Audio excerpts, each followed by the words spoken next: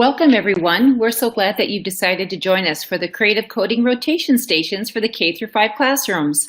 My name is Naomi Harm. I'm a Strategic Education Manager for Wonder Workshop, and I have the most creative and lovely Angie Kaltoff with me from Minnesota. So please take a moment, introduce where you're coming in from. We'd like to get to know you, a very informal greet and meet, and let's see where all of our creative educators are coming from all over the world.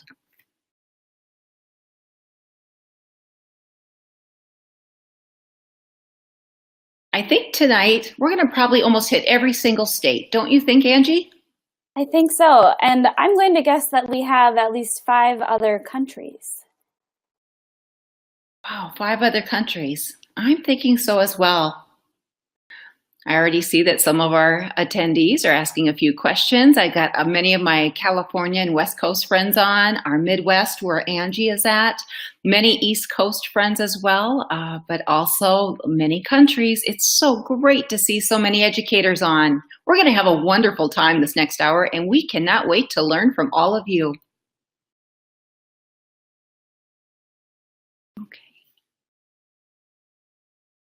So before we get started in just a minute or two, because we want to make sure that everybody can join that attendee chat, and you'll notice on that left side panel that you'll have an opportunity to add where you're from and who you are.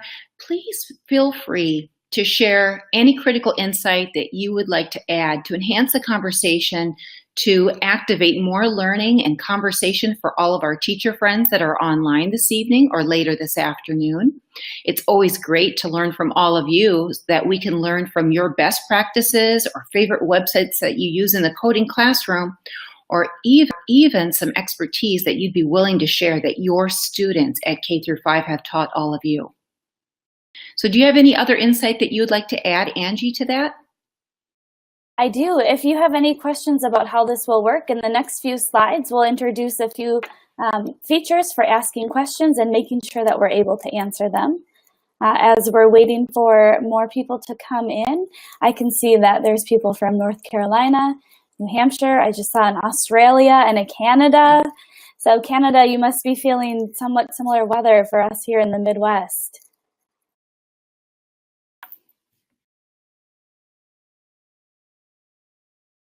Well, I think that we're pretty much on top of the hour. So again, just as Angie had noted, we'd love to hear from you. We will be taking questions throughout, but we'll try our best to have a dedicated session at the end of the session to answer any of those questions you have and that are relevant that pop up during that time. And Derry Stevens is with us. She is our Director of Community at Wonder Workshop. She is going to be helping us with moderating the back channel chat so that we make sure we don't miss any of your very, very important questions. So again, welcome everyone. My name is Naomi Harm. I'm a Strategic Outreach Manager for Wonder Workshop. In my position, I have the privilege and honor of welcoming many teachers throughout the U.S. into the wonderful world of coding. We help schools with strategic planning and leading a strategic planning roadmap in order to help implement coding best practices into everything that you do. So it's not taught as a separate entity, but so children can really see that it fits into science, technology, engineering, mathematics, literacy, language arts, and even foreign language. And Angie, I'd like you to provide an introduction of all the great things that you do. Yes, my name is Angie Kaltoff. I am a technology integrationist in central Minnesota.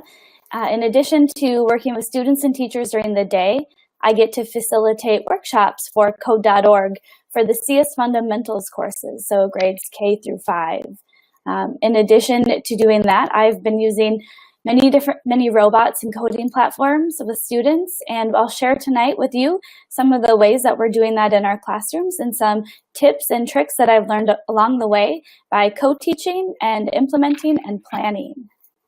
Okay, thanks, Angie. Let's get started because I know we only have an hour, so we better make sure we maximize our time with all these amazing teachers that are here with us tonight. Some other things that we wanted to share with you, even to extend the learning of this webinar tonight, we will also direct you to go to edweb.net/code. And that's kind of where the coding and robotics K-8 focus is stored. All of our resources will be there for you, including our slide deck, including a multitude of resources, but also some great creative conversations that will be taking place throughout this webinar and beyond. So great strategies will be shared on more rotation stations that will be shared there, but additional free resources and some really great discussions that each of you that I know could contribute to as well. This is where also that you'll link to get those resources so that if you need to take a quiz to earn your certification for your CEUs, that's where you'll go to reach out for that particular area. Your certificate also will be addressed by the EdWeb team, and if you have further questions, they will be helping you with that. And if you need those certifications, it will be also stored to activate that quiz at edweb.net/code. Again, we've done a brief introduction of who we are, but we want to get started on the content. So let's come along for this creative journey over this next hour. Again, we are addressing creative coding rotation stations for the K-5 classrooms. My background also has provided me an opportunity because I have been a K-8 classroom teacher, as long as what Angie is as well, and really specializing in that elementary classroom. So we're extremely passionate about introducing this topic to you tonight.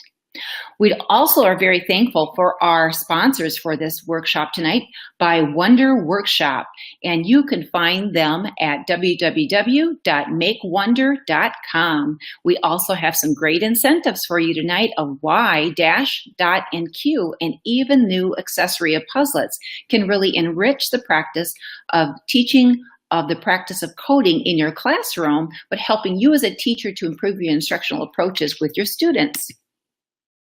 Once again, it's Naomi and Angie, and we are here to have a great time. So they want to make sure that they know, you know who we are, because we'd love to have a great conversation after the fact tonight of this. Okay, we've already mentioned some of you already of where you are from. If you haven't, please let us know, because I see some of you have just joined us. Now others, we want to know, what is your role in education? So if you haven't shared that already, we'll make some great learning connections, because I know I've got some kindergarten teachers, first grade, second grade. I've got K-5 coding teachers. I also have integration specialists. I see I've got gifted and talented teachers on. Look, I've got distance education. Angie, look at all these background teachers coming in. Look at this. This is amazing. STEM teachers, and I see librarians, and I see digital K-12 teachers. So I see that we have people in here joining us that aren't necessarily just K-5.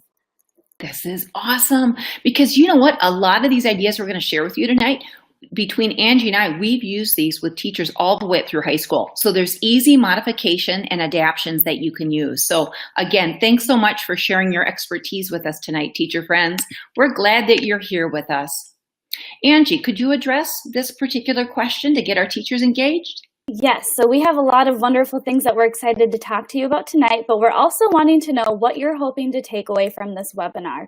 If you can add that into the attendee chat, and if we're able to see it, we will make sure that we talk about it if we're able to see it in here. And if you add something in here that we aren't able to talk about right away, make sure that you add it as a question, and Dari will be able to help us. In addition, you'll have our information for Twitter and for email, so you'll be able to contact us if you have more specific questions that we're not able to address tonight. Okay, I already see some of those questions coming in, and it's a lot related to unplugged activities as well as our tech-based activities. So we have got quite a resource collection for you, teacher friends, that you're going to be quite happy with what Angie and I can provide, and give you some specific examples that have been quite successful.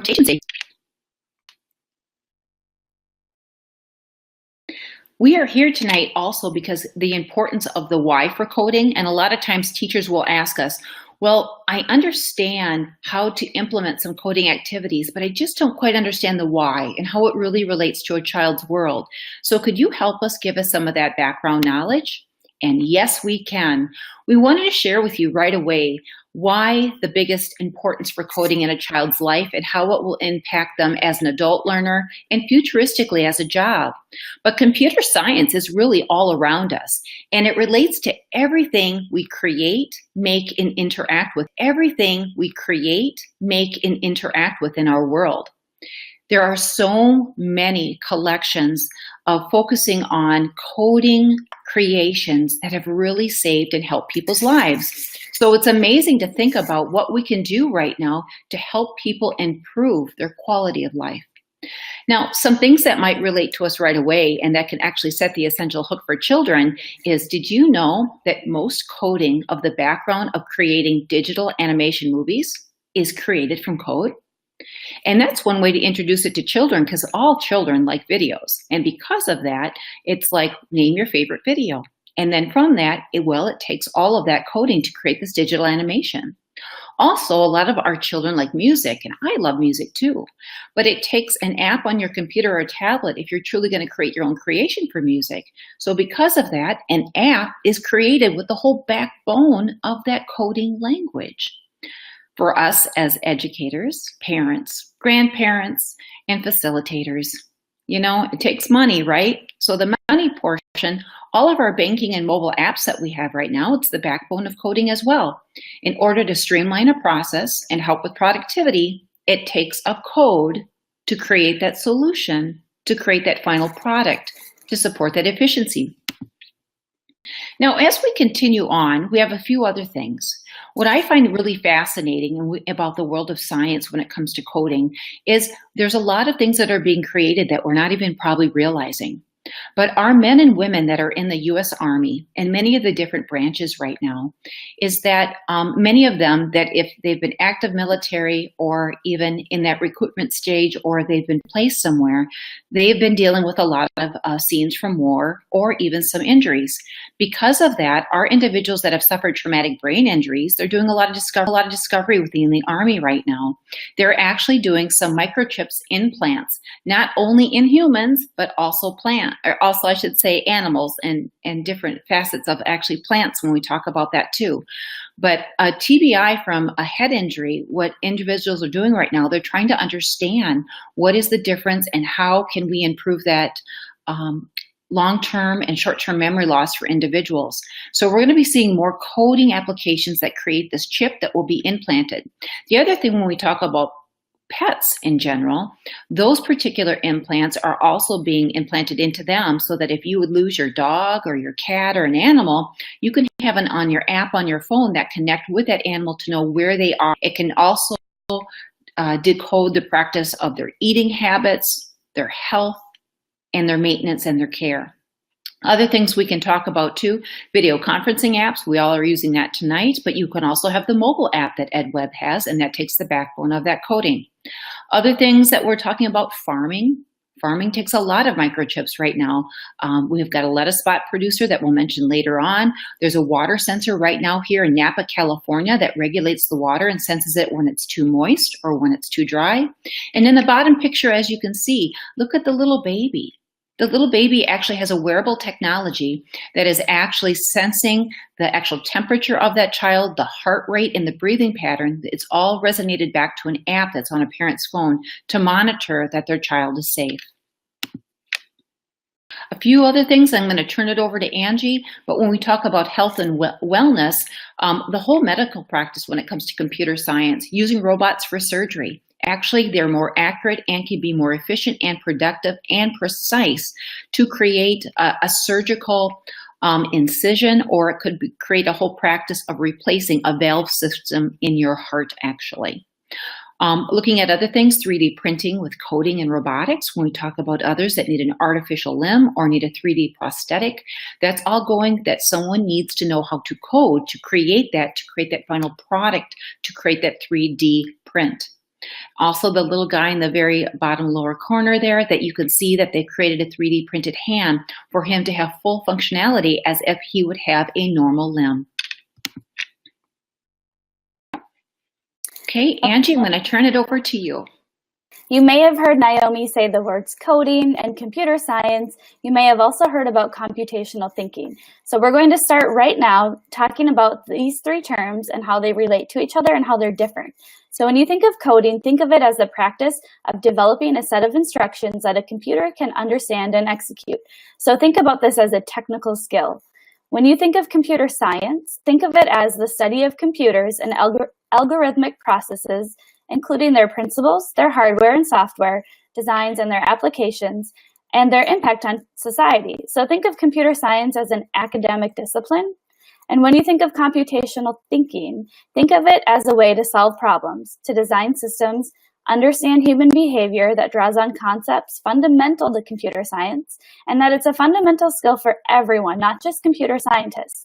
So think of computational thinking as a problem-solving process, and that it can be applied more directly to everything, not just learning about computer science.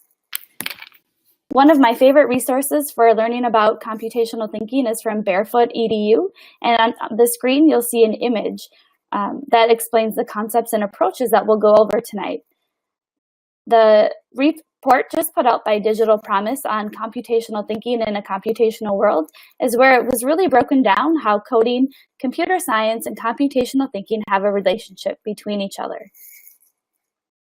And like Naomi said before, all of our links from this webinar tonight are on the Google Doc that are getting posted in the chat. So that's where you'll be able to access that whole report that explains how computational thinking, computer science, and coding all have a relationship.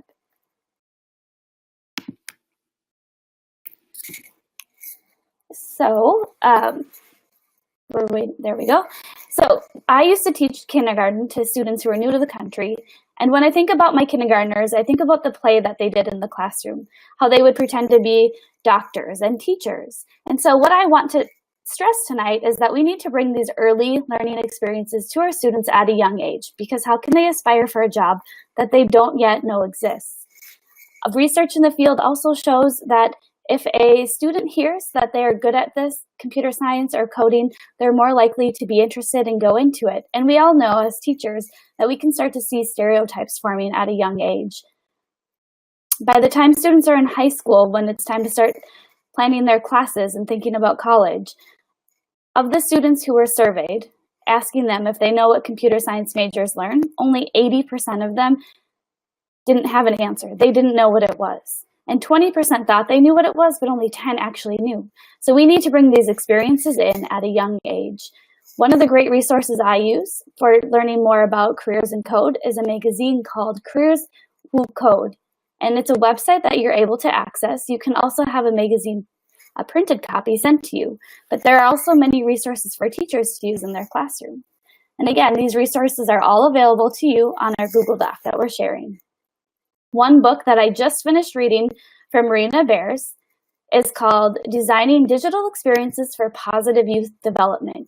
In it, she talks about experiences for children with technology and the situations that they're in. Are they in a situation where they're similar to a playpen, where it's a very restricted environment, there aren't a lot of areas for them to be creative? Or are they in a situation where it's like a playground, where they're out, they're learning, they're persevering, they're building their leadership skills and creating? So when I think about experiences in classrooms, this is where my mind goes. Are we using apps that are just very basic skill-based apps, or are we using apps where we're allowing our students to be creative and empowering them to create anything they want? In her book, she also talks about a situation that Mitch Resnick talks about, where if you give students a stereo, they're going to be happy for that time. They're going to get instant gratification and listen to music. But if you teach them how to play a piano, it's a lifelong skill that they'll develop, and it could be a love for music that they'll be able to have over their lifetime. She also mentions technological literacy and technological fluency, which was talked about by Seymour Papert, and how when our students first start learning, they're learning about skills and basic applications, and that's great, but it's not enough. We need to move them further into an environment where they can be problem solvers, where they can think, where they can create and explore. And I'm going to pass it back to Naomi.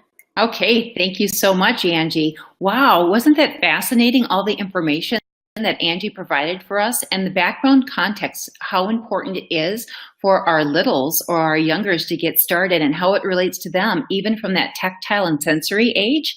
Okay, I find this truly fascinating. So thank you so much, Angie. Our next section, we're going to be looking at planning and setting up and the how to design effective, creative coding rotation stations. So we have lots of ideas. Now we know we have too many, almost too many for you, but your hope and practice for tonight is that just choose one or two and try tomorrow in your classroom. We do not want you to be overwhelmed, but we want you to take away one or two ideas that you can try to inspire the learning within your classroom to get kids interested and engaged in coding activities. So Angie's also going to be introducing in this next section that we'll be addressing the importance of using the common language when we talked about plugged activities, meaning technology in general, and as we could be using a tablet device or a web-based browser with using a laptop or a full functioning computer. But we'll also be talking about unplugged activities, meaning it doesn't take any technology at all. And I know I've had some teacher friends in the back channel chat that said, yes, I'm looking for some of that because we have limited Wi-Fi or connectivity at school. But the fascinating part, we're going to do a blend of those by offering what you can do to enhance the learning with robotics in the classroom with a variety of tools to get the job done. So Angie, I'm going to turn it over to you if you'd like to add anything to this page or to the next. Okay. I'm going to just jump right in and share with you how we bring this into our classrooms. So here's an example of how we bring coding, computer science, and computational thinking into our primary rooms. On the right side of the screen, you'll see some standards that are covered in this unit. So for this classroom, we started by reading the book Rosie Revere Engineer. And I was very grateful to work with a wonderful kindergarten teacher and co-teach this unit with her. She read the book ahead of time, and she made little notes for me inside of the book with what she thought kindergartners would be able to take away from each page. So we made sure that we were able to talk about how it feels to create something, feelings when other people laugh at your creation, how to persevere through that, also how to share your creations and how to continue on. So we read Rosie Revere Engineer. Then we all decided we were going to be engineers. And using the robot that we use in kindergarten, the Kibo robot, created from KinderLab Robotics, which you can see in the image here, students were able to create their own code to program their own robot. Then they built with Legos and they built up on top of their Legos. So before putting the Legos on Kibo, they scanned the different codes and then Kibo performed them. So while we were doing this, we were covering different standards that kindergarten teachers were doing in their classrooms, but we were taking it to the next level and we were being engineers.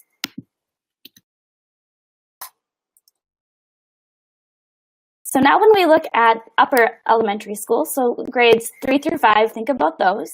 Here are the standards that we were covering in this unit. Our students were reading the books, If You Give a Mouse a Muffin, If You Give a Mouse, or If You Give a Moose a Muffin, If You Give a Mouse a Cookie, If You Give a Pig a Pancake. And we ended with, If You Give a Mouse an iPhone. And in this story, the mouse gets this iPhone, goes through a series of events, and doesn't realize what the mouse is doing. We talk about cause and effect, and students write this out. Then they sequence the events, and they use their Ozobot robot, which has sensors on the bottom, to read lines in different color combinations. And they match the reactions or the actions of their Ozobot with different areas of the story. Then to bring it even further, students were able to write their own ending of the story and create their own map. The Ozobot acted that out, and then our connection with our art teacher was they were able to do some 3D art and create a costume for their Ozobot. So again, you can hear how the students were coding, but they were really computational thinking. They were doing different concepts and approaches in the classroom, but we were connecting it right into what they were doing with language arts and math.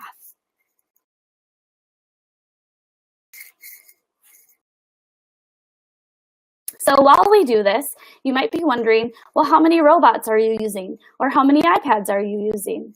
What we really encourage is pair programming. So almost every activity we do, we have at least 2 students using one device. Codeorg has a great YouTube video that you can share in your classroom about how to be a driver and a navigator. It shares how students have to switch roles often. In our school that I work with, one of our media specialists and tech integrationists created these great lanyards that students wear so they know when their job is to be the driver and when their job is to be the navigator. It was a great physical thing that they could wear so that as a teacher, I could help remind them what their job was too if needed. When doing some research on pair programming, I found some great facts about pair programming in the field, how it increases confidence and people enjoy their work more and there are fewer defects. And at the very bottom of the screen, you'll see how we took pair programming even further when we were using one Dash robot and one iPad, but we had groups of 5 students. And that was in a second grade class. So not only were our students learning about their computational thinking and how to work together, but we also turned it into a math lesson with measuring. So a few tips that I have from being in the classroom with this are you need to set your expectations. So even if you don't know everything about your robots or your coding platforms, it's okay. You get to set the expectation for the classroom. What should it look like? What should it sound like? What should it feel like? If there's a new device, show the new device. Ask the students, how should we use this? What do you think would happen if? What do you think we should do if? I typically start whole group and then we break into smaller groups. In the top image, you'll see that there are groups of students pair programming using devices that are reflected onto my teacher screen. I use an app called Reflector Teacher, which allows students' iPads to be on my computer screen. So if I'm a teacher and I have 4 stations in my classroom and I'm leading a guided reading station, my students are able to be independent on their iPads, and I can see what's going on their screen and know if I need to jump in and help or if somebody gets stuck from where I'm sitting in my room. A few more teacher tips. When planning these lessons, I always think of TPAC. So I like to co-plan with my classroom teachers. They have that content knowledge. We both have pedagogy, and I typically bring in that technology knowledge. We think about where we are in the classroom right now and how we can move up the SAMR model, how we can move to redefining what our classrooms are looking like. If you're new to ISTE, there are ISTE standards for students that help you guide how you plan your lessons. And one of these standards is being a computational thinker, which ties in exactly to what we're thinking about tonight.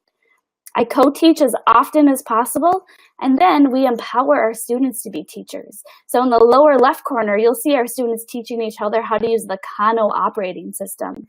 Raspberry Pi was something new to me, and I didn't want to make it so that our students couldn't use it just because it was new to me. So I worked through it with a few of our students, and they became the teachers to teach students in other classrooms.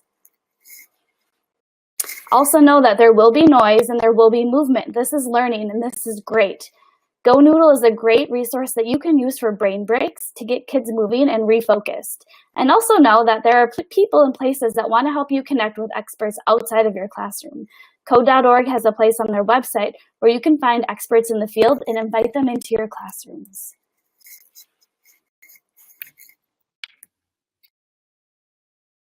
And I'm passing it back to Naomi.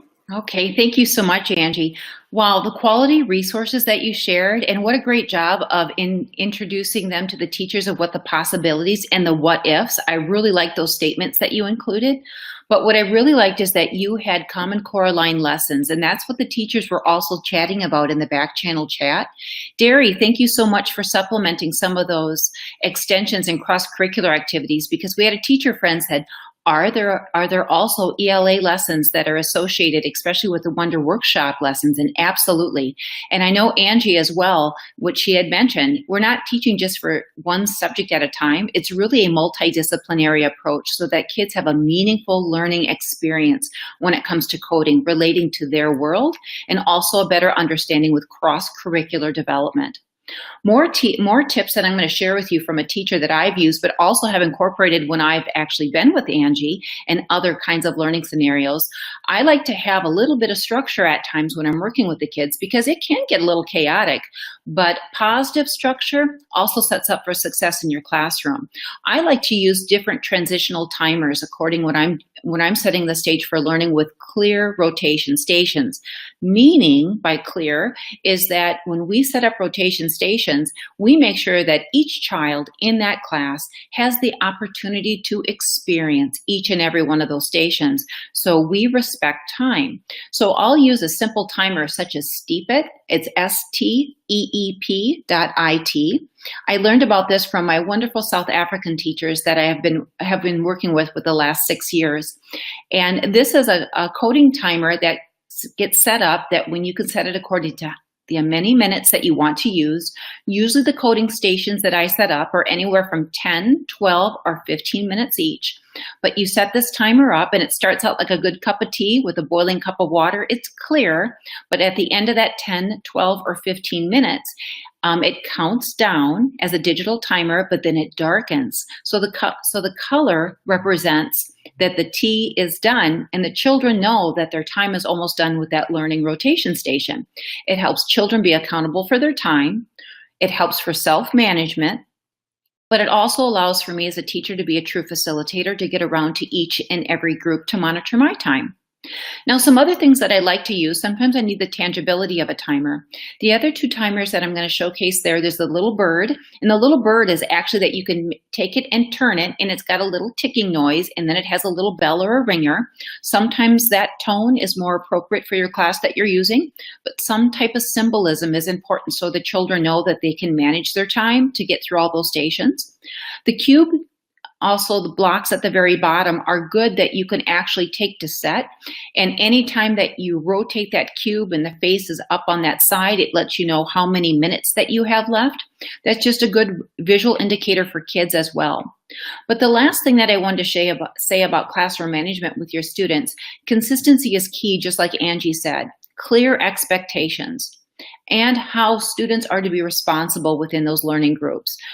Children need to be respectful, but also responsible, and holding them to the highest caliber of understanding what is expected, but how they can manage their own time. So helping them be in charge of their mannerisms. But in order for kids to really help and to check on understanding, you also should be including reflection, and more reflection prompts the better, so students can verbalize or reflectively write, or have a think, pair, share time activity to reflect with other students to showcase and to share their knowledge. I like the link that we have here. It's coming from also Codeorg, and we have this in our resource guide, that these are open-ended questions that really complement rotation stations to get at the heart of understanding the concepts. And when we talk about the approaches of how did they go to solve that problem, but also the computational thinking of what was their strategy, what was their pattern, how did they find a sequence in order to solve that particular problem. It helps kids really think, but gets at the heart of learning and deeper conversation of understanding of the coding concepts. A few more other strategies that I'd like to share with you as we go to our next slide is that some strategies that I've used as throughout the many years of teaching that I have had, and especially for kids, when they feel like they can own that learning, they will be more on track and on task of their time. So in that collection of pictures on the right side, those are like little badges, and I have a link for that too. I've created my own student badges before, and I actually print them out and I put them in a badge placeholder, and then we put them on a clip of a lanyard. On the front side, it's going to say what that job specific is for that child in the group, and then on the back side of the badge, it gives 2 or 3 prompts helping that child know what is her or his responsibility in the group. It instantly gives me a visual. When I come around as a facilitator, I know who's doing what, but at the same time too, each job has a responsibility, like a real job in the real world, that everybody has to contribute to be successful with getting that task done. Other types of responsibilities that are important too is empowering kids to do more. Your children are brilliant. They've come up with so many amazing ideas, and when they have an opportunity to have more choice and voice in their learning, they're more in tune to be a peer coach or a peer mentor to others to share their working knowledge. So because of that, at Wonder Workshop, we are also working on creating that Cleverbot squad opportunity for kids as peer coaches, meaning students can actually be coaches to teachers or actually coaches to other students. Students want to help lead. They want to share their knowledge, but they want students and teachers to find success. So why not invest more in our children that really love coding and really understand what it's all about and help them lead some of your sessions? You'll be very glad that you will, and that you'll have that opportunity to introduce this to them. The other thing is also Why not have students create rotation stations as a student challenge? Wonder Workshop also offers opportunities for kids to create their own student challenge cards because we have challenge card sets that are actually aligned to Code.org curriculum. And it allows kids to really think about another teaching scenario that they can challenge a student to create that loop, or to create a variable, or to create that sequence. It gives them an opportunity to show what they know, but in a challenging way to work with their peers in a very positive learning environment. I also have a link for you at the bottom that's also included with more rotation station ideas of what we're working at Wonder Workshop, of how we set it up according to so many minutes, checking for understanding, and helping kids lead those sessions. Another area we'd like to share with you, just like Angie said, it's the what if statements. Those are so very important, and I'm so glad that Angie brought that up earlier. And the what ifs for students, we need to help our kids to not only be problem solvers, to be problem finders.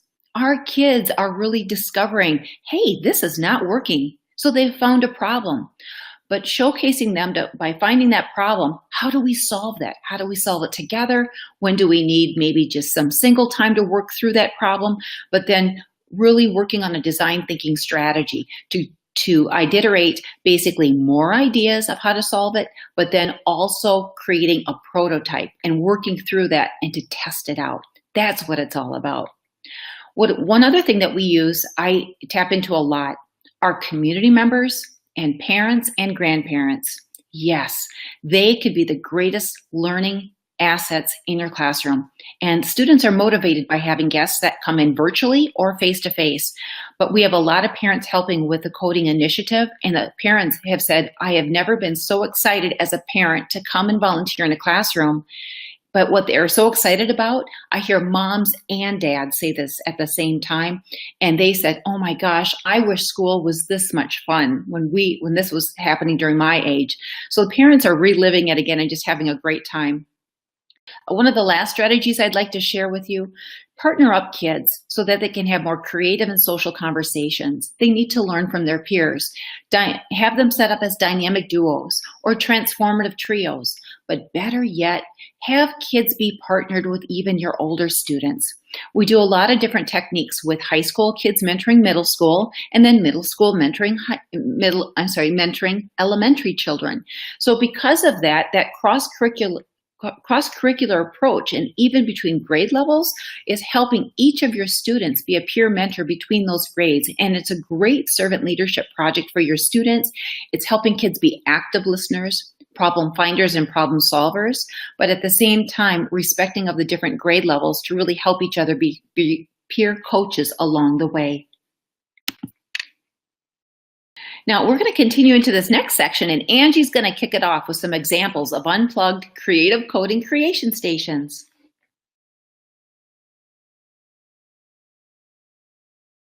Naomi, could you bring it to the next slide for me? Oh, I'm sorry. Okay, there you go. That was mine. I'm so sorry, Angie. Okay. Okay, so before we started talking about computational thinking and its different concepts and approaches to solving problems. So over on the right side, you'll see some different concepts, and I'm going to explain how this could look in the classroom. So in the upper left corner, there's a picture of a student creating their own maze. So Angie is talking about creating a maze at the very top, and as you can see that she has having the children actually doing a block-based code that they're creating their own and creating an algorithm with their actual directionality arrows, that if we go left, if we go right, if we go up, and we go down. So what we're looking at is the concepts that Angie is reflecting on. And as she comes back in, we were just reflecting on just starting with the gaming component in that top right corner. So go ahead, Angie. So in the Codeable app that students use on their iPad, which is a great tool if you have early learners or new to country students or early to non-readers. As a teacher, it's really easy to set up, and as a student, it's a great way to navigate into the app with multiple classes. Students are able to create their own mazes, and we can make a Codeable book. In the upper right corner is one of my favorite games. It's called Robot Turtles. And as Naomi mentioned before, community members and family members, they want to know how they can help their students and what they can do at home. So a great unplugged lesson or activity is robot turtles, but you can also do this at school. You can have anywhere from 4 to 9 players. So if I have more than 4 players, I have a computer stand next to the person who gets to write the code, and then we take turns. You can build it up from very basic commands with just the arrows to adding in different distractions or different obstacles for the kids. And below is students playing with My Robotic Friend. So all of these are also linked on that Google Doc that we've been sharing in the chat. So there are lesson plans that you can see or places to go to find out more. And in My Robotic Friends, kids are teaching their robot how to create different cup stacking options using code. And again, all of these activities, I think Naomi just covered on, are using arrows. And that's how they're directing their friends with what to do. If you're thinking, okay, so this sounds great, but this sounds like a lot. As Naomi mentioned at the very beginning, try to pick 1 or 2 things. And one of my favorite places to go is Code.org. So Code.org has great unplugged resources, so meaning we don't have to have any technology to teach these concepts, and they have them by grade level. So if you're a kindergarten teacher, you can use course A. If you're a first grade teacher, you can use course B. If you're a second grade teacher, course C is ready for you. And these are some of the lessons that I've taught that Code.org has already created and makes it really easy for me to bring into my classrooms. We use happy maps to teach students how to command their friends using arrows. Move it, move it. If you set up a big grid on the floor of your classroom and students lay out arrows, their friends are able to move through the grid, or they can use their body in different signals with their arms to tell their friends to move. And then finally, in kindergarten and first and second grade, in elementary school, we're talking a lot about life cycles.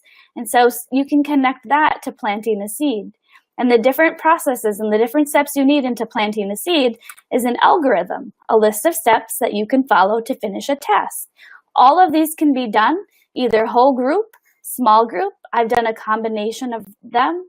Sometimes we'll start out whole group and we'll move to small groups for some of the hands-on activities. So now when we look at upper elementary grades 3 through 5, again, sticking with code.org. So if this is something that you're looking to get started with, but you're thinking this is a lot of information, I don't know where to start, I'd recommend going to code.org for your unplugged lessons because 3rd grade can use course D, 4th grade can use course E, and 5th grade can use course F. Students can learn how to program and about algorithms by using graph paper, so a great tie-in to math. They can also learn about algorithms by creating paper airplanes, which is a lot of fun. They create the algorithm for their airplane and they pass it to a friend who has to follow their steps, step by step to create that algorithm. And binary is something that I don't remember learning about in elementary school, but it's one of the best lessons to bring into your classroom to help kids understand about binary by creating their very own bracelets. Using paper is one way, but also beads and washers and you can make your own bracelets that kids can take home with them. And I'll pass it back to Naomi. Okay, thanks, Angie. So we've got about 15 minutes left of our webinar, and we're going to wrap up with some great things for you here. So to extend where Angie left, I learned about the binary code activity from Angie when I attended a Minnesota personalized learning event a few years ago. So she was such an amazing facilitator. I was fascinated what she was teaching the teachers. So I've taken it to another level where the binary code activity, we worked with a lot of our teachers in the Midwest and the West Coast this past fall, and we did binary code with colors related to a holiday affiliation. So you can see that we use green, red, and white. But what we had kids do is using that binary code, we had them create a code of a winter word or their first name. The students were fascinated because it was extremely personalized to them that, first of all, they could code their own name.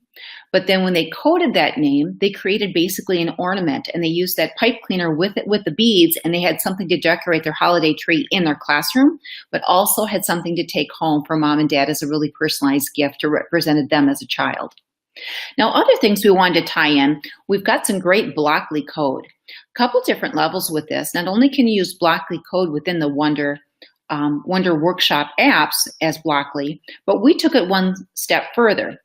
So working with Derry Stevens, she was so kind that she's created the Blockly code for our team and with other team members. We printed those out just on cardstock paper. So you can see the children there that I'm working with within the San Francisco School District. And they really like to create their own stories. They were so animated by creating the story and putting it together. It was just amazing to watch this. But we took it to one more level. I printed these out onto magnetic printable sheets. And when we printed those out, I cut them out, and then I used cookie sheets, because we talk about when you create a recipe, you're really creating an algorithm for that. So we took it to that analogy to one step further. So the kids used the metal cookie sheets with the magnetic coating blocks, and then they would snap into place right away, almost like you'd be using it with Blockly on the app. The kids really liked that strategy. Not only could we use it on that kind of horizontal surface, but we could put it on a vertical surface too, so they could work with it in two different ways. The last thing we've done are some secret coding challenge activities, how to help kids be critical thinkers and problem solvers and problem finders, with setting up different decoding strategies and helping them solve a problem when they actually have limited amount of cues, but maybe giving a digit or a number set and how to represent that according to letters and to come out with a phrase. So we've got some of those ideas already created for you that you can use tomorrow in your class, and the kids will love it. A few other things that we'd like to share with you of other coding examples. If you even do a simple search for coding unplugged activities, you will find just an amazing amount of resources. And a lot of them are generated even within Pinterest that teachers have collated together or curated. This, for instance, I have one that's a superhero coding board game. Some of the students that I've worked with this last year just love that because everything's about superheroes. So because of this, we've created like a board game that you could easily set up and that you can have a defined, like a medallion placed on that board. And then kids have to create the coding strategies using the arrow strategy of what they need to do to create basically their own algorithm. And it's worked out really well. So the kids see it as a game board. When they can actually design their own game board, that even just kicks up that lesson by 200%, because the kids now have all kinds of different types of learning levels with it that they get really excited about. The one on the bottom, I was at Wisconsin Minnesota conference at this fall. We did a large floor Pac-Man size game. So what I did is I set that up just using duct tape on the floor that we were in the conference venue, and I created different shapes such as triangles, squares, and rectangles. And the strategy was that you would take the Dash robot and that you would code the path to get to the nearest shape, or the challenge was to try to get at least one triangle and one square, or to get 3 different types of shapes. So we could have many teachers on this coding activity at the time complete this task, and they loved the challenge because it was floor-based and kids could truly move around with the teachers, and they were really working on the dynamics of working with shapes and colors, patterns, and a sequence. Now we're going to continue on to examples of creating coding rotation stations, and this will be our last section of our presentation to you today. Okay, so again, we're going to talk about computational thinking, and I'm going to explain some of the activities we've done in classrooms, and I want you to think about the approaches of what I'm talking about and see if you can type any that you hear in the chat, and we'll see how many different approaches and how they relate to your classrooms. So on the top, you'll see Bloxels, and Bloxels is a great tool to use for video game design. Using Bloxels with a tablet, you're able to take something that you're using with your fingers, a manipulative little Bloxes, and turn it into an actual game on their tablet. Now, to help elementary students think through the game that they're going to use, we typically have them write out their game ahead of time. Think about the rooms they want to create. Think about the characters they want to create. What's the storyline of the game? Can you teach somebody something? Another great tool we use is Puzzlets, and Naomi mentioned it before. I'm so excited to get Puzzlets for the Dash robot. But Puzzlets has Cork the Volcano, which is a game where you get a character through a series of challenges. But instead of bringing code on your screen, you use little puzzle pieces and put them on a cloud-like platform, and then the character on the screen will perform the actions that you've just put on that cloud-like platform. I can see some people are adding in some different approaches. Now, thinking like a mathematician. So in our stations, we're using the Bluebot here. Bluebot has a brother named the Beebot. The Bluebot connects with Bluetooth, which is why it's called the Bluebot. And in this picture, you'll see the tactile reader. So you can code on the Bluebot's back, on the tactile reader, or on an app. And we tie this in with being a mathematician. Students roll the dice, and they match up the number that they rolled, and they are able to code their Bluebot to that number. Another thing you could do is roll 2 dice and have them code the Bluebot to go to the sum of that number. You can vary this activity for your students depending on what concept you're working on, but still thinking like a mathematician.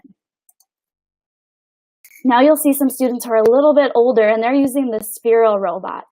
On the top, our students worked in their classroom and with the art teacher to learn about splatter painting. They did some research, they created a Google slide about their research, and then they were able to code on their iPads to get their Sphero to drive through paint, and they could do their painting. We have students who are new to country in our schools, and we have students who have been using iPads and Spheros for a few years, so we have a high range of abilities. And with the Sphero app, you're able to do drag and drop programming, they're able to type, and they're also able to navigate the Sphero just by dragging their finger across the screen. So it's a great tool for kids of all abilities. We also have it attached and connected with our geography lessons. So you'll see students working on a map. You'll see a Sphero on the screen where they were driving their Spheros through different areas of different states, and other kids were noting what they were going through and what they were seeing. So again, think of the different concepts and approaches from computational thinking and how what they're doing with the robot and coding applies to the standards that we teach in schools, but how we think about problems and solving. So here you'll see Scratch and Scratch Junior. And now this is very open-ended for our students. They're able to create anything they can think of. Scratch Junior is where we start on iPads, and then Scratch has to be used on your computer. Kids are able to create their own digital stories and apps. And if you're looking to get started with Scratch and Scratch Junior, we've linked some resources for you. PBS Kids has some great starter lessons.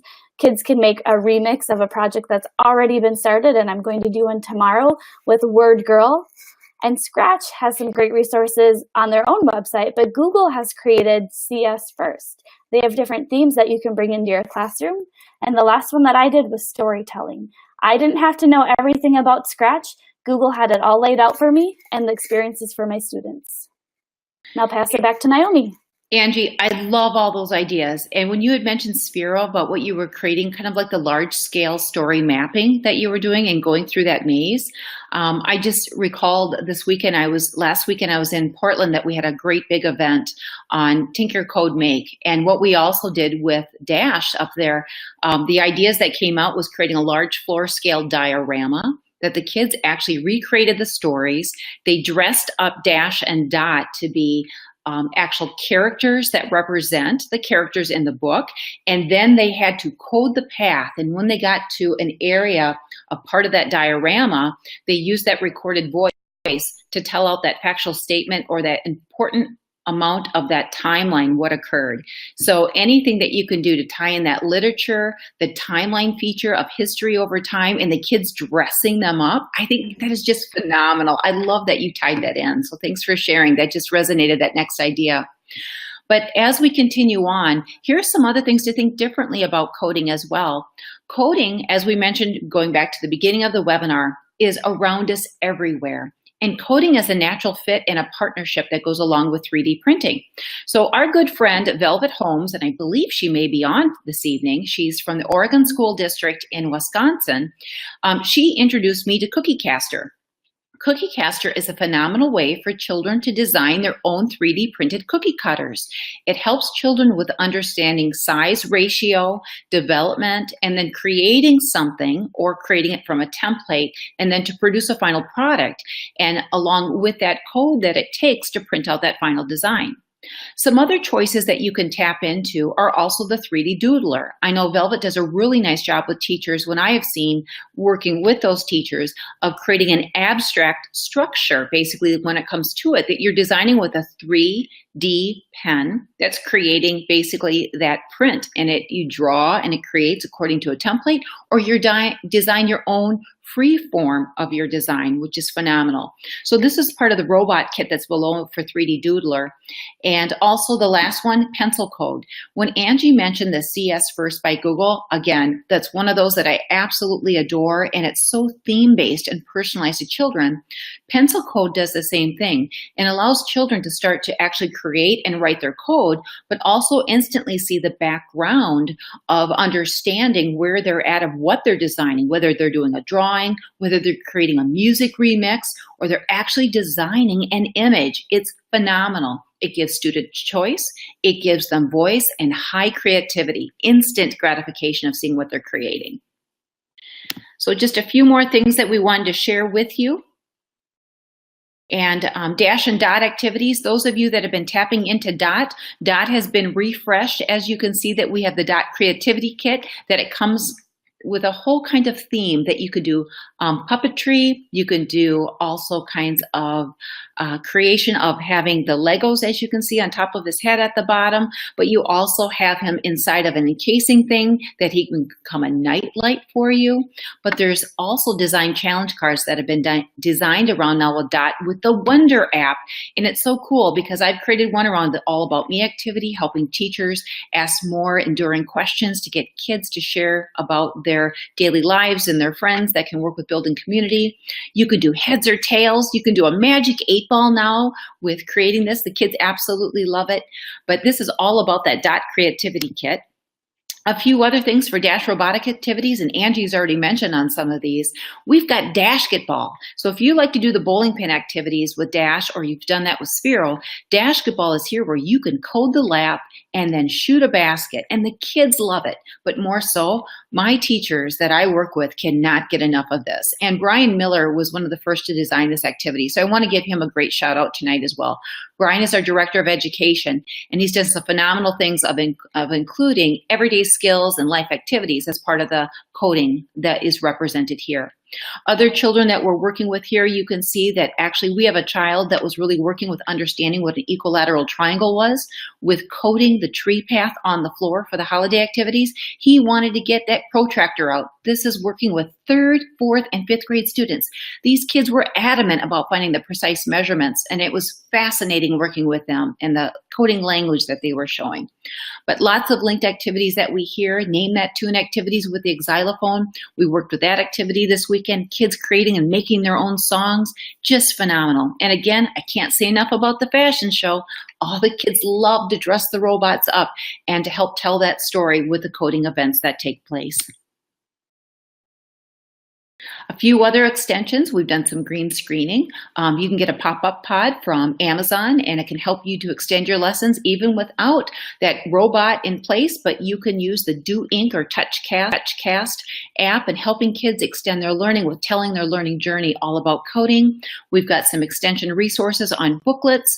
We also have, you can see at the bottom, another example of the life-size scale diorama of the life cycle of a butterfly.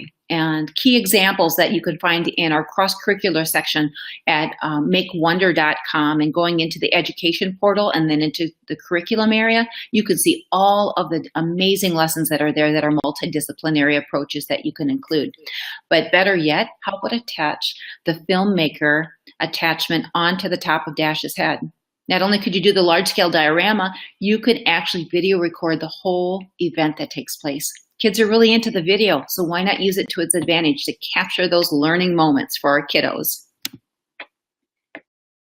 Last thing, where to find more resources. Angie, I'm going to turn it over to you.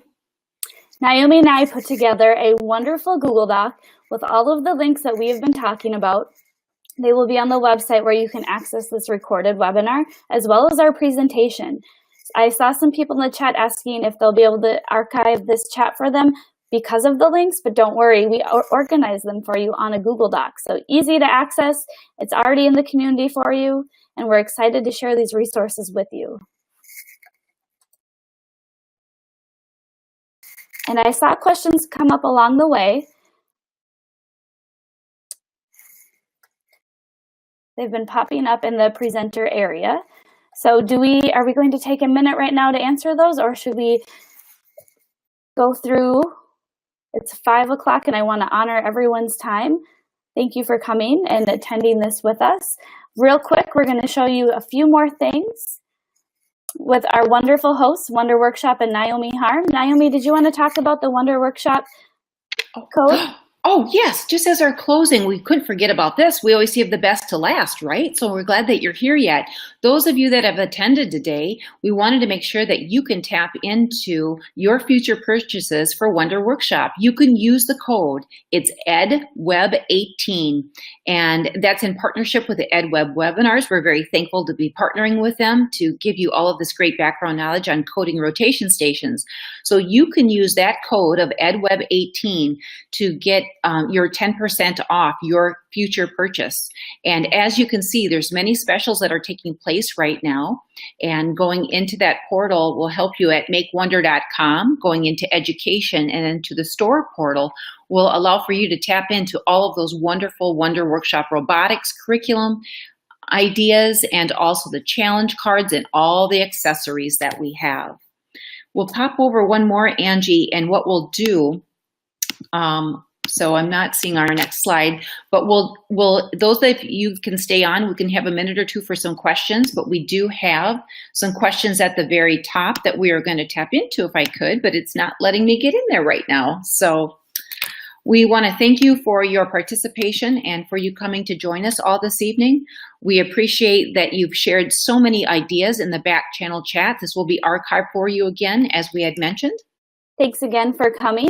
You have our contact information in case you have questions that we weren't able to answer tonight.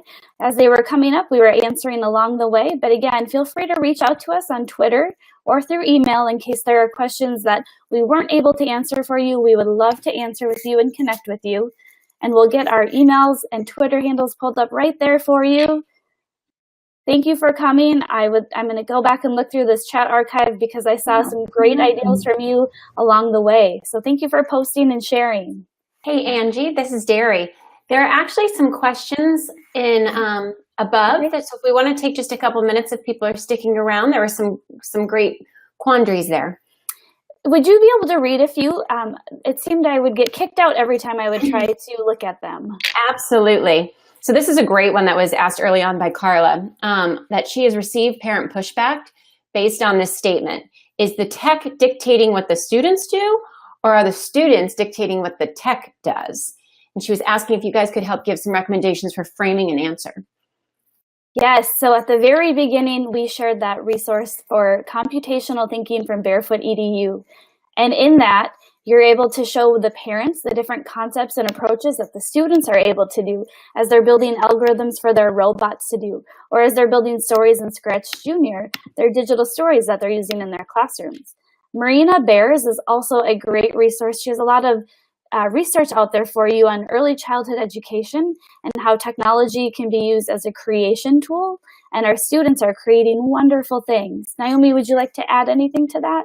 Yeah, I would just say, because if you can have that balanced approach with your students as well, sometimes always have that centralized focus that they think that you have to have that tablet right there.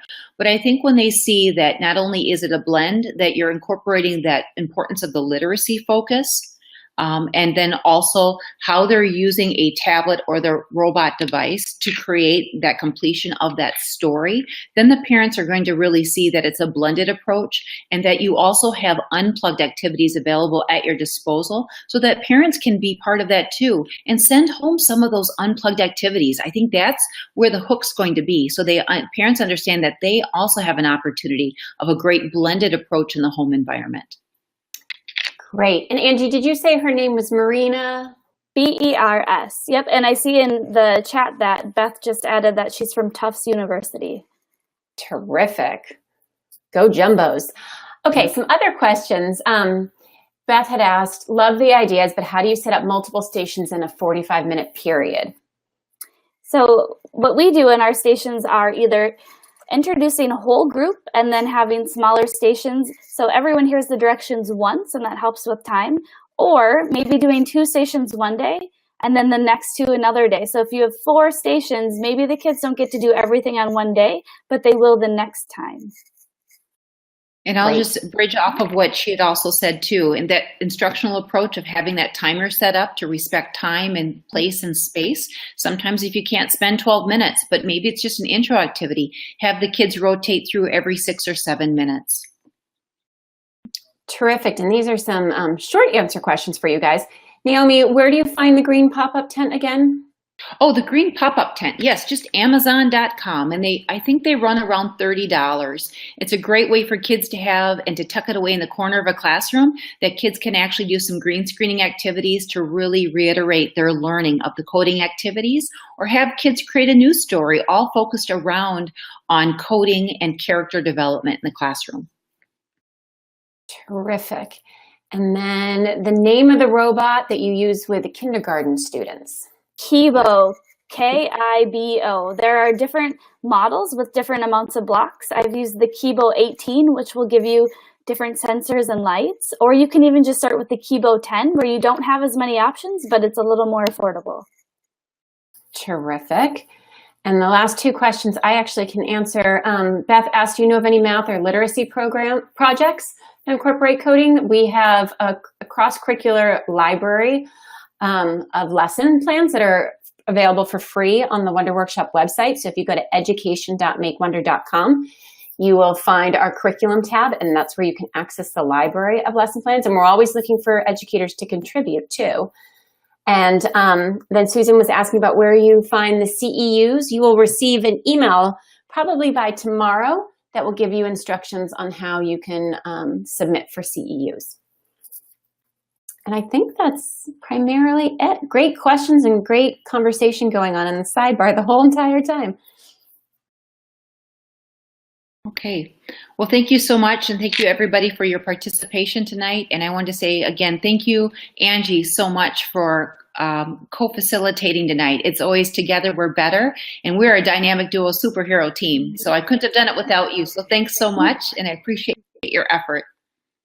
Thanks for having me. I appreciate you allowing me to share what we're doing too. Yeah, excellent.